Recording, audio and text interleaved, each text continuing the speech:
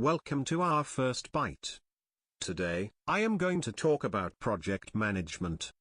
For those who are new to this topic, I hope you will find it useful. What is project management? Let us go through some definitions. Firstly, according to PMI, a project is defined as a temporary endeavor designed to produce an unique product, service or result. The end goal is typically a beneficial change, or some form of value addition. The emphasis here is that it is temporary. The project typically begins with an initiation and ends with a closure. It differs from a routine operation which usually run in continuous cycles. Project management defines the discipline to manage the work of a team during the different project phases. It provides a structure to achieve the predefined goals and success criteria within the required time frame. In a typical project, you do not have unlimited resources, such as time or budget. You would also wish to allocate a sizable work scope to achieve maximum value addition. These constraints are typically formed in a shape of a triangle, and therefore also known as the triangle of project constraints. It is a fine balance during the project phases to keep these constraints in check at all time.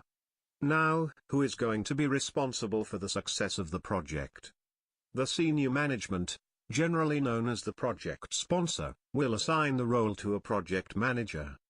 He will lead a team to achieve the defined project objectives, and is also responsible to discuss the progress and challenges to various stakeholders. As a good project manager, he should be familiar with the framework for managing a project to achieve its goals. Many companies adopt framework under either the Prince2 or PMP methodology. It is beneficial to know at least one of these methodologies if you are aspired to become a project manager.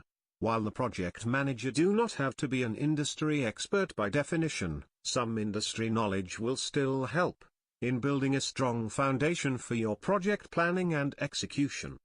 More importantly, the success of a project lies on the core competency of the project manager, in dealing with many obstacles along the project phases, and within the predefined constraints. As it is also a leadership role, the project manager's personal character and leadership skills will be vital in maintaining good relationship with all the stakeholders. Finally, we shall run through what's in a typical project life cycle. A project life cycle generally consists of these phases: initiation, planning and design, execution, monitor and control, and last but not least the closure of the project. In the initiation phase, this generally consists of the project sponsor determining the project objectives and requirements. The sponsor also assigns a project manager. With the help of this newly appointed project manager, a project charter is developed describing the project objectives, requirements and constraints. In this phase, you can also observe that the general expenditure and resource requirement is generally low. During the project planning phase, the project manager will select his team and lay out the project plan on how it should be executed. He will also develop a budget estimate and project schedule. Relevant work scope procedures are developed, and long lead items may also be ordered. This is the phase where the cost and resource needs will start to accelerate.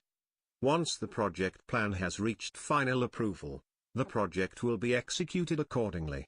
Concurrent monitoring and project control will also be conducted.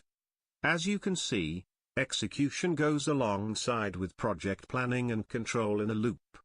This is because many challenges along the project phases may slightly deviate from the initial project plan.